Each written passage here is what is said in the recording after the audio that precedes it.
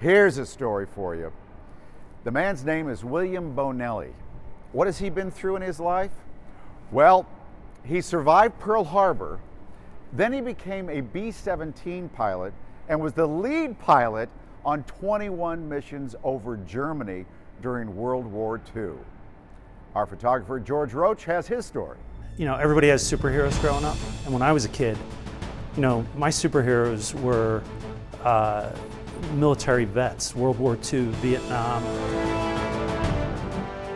Today I want to share a story about what happened when the Pennsylvania Air National Guard's 103rd Attack Squadron had a chance to cross paths with a 100-year-old Pearl Harbor survivor and B-17 pilot. Lieutenant Colonel Bonelli, obviously as an officer and as an Air Force pilot, there's great value in that for mentorship. I'm thrilled to meet Lieutenant Colonel Bonelli and have him come, and it's just being able to talk aviator to aviator. We have pictures of World War II heritage on our walls in here, but to be able to talk to, get information, hear stories, and just talk about flying from the source is a pretty rare treat. As an American, I'm starstruck, and how could I not be?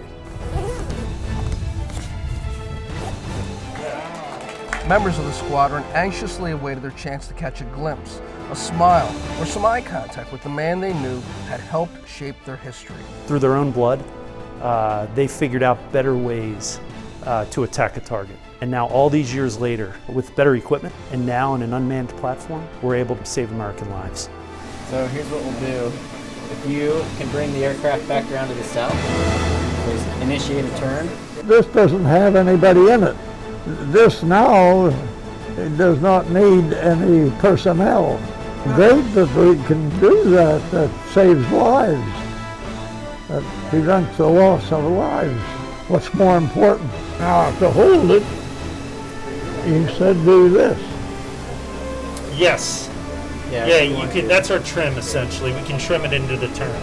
Bonelli went from being an aviation mechanic at Pearl Harbor on December 7th, 1941, the date that will live in infamy, to becoming a pilot on the B-17 Flying Fortress in Germany during World War II.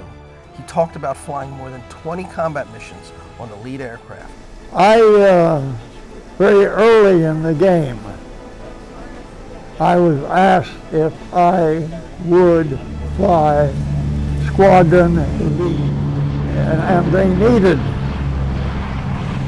Squadron lead pilots.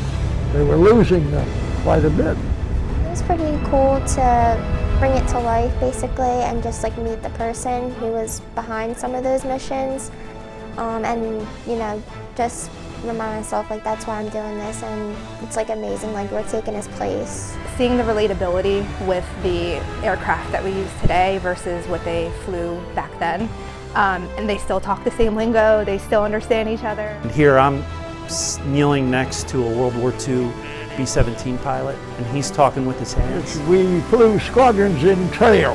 How could I not pinch myself at that moment? It was amazing.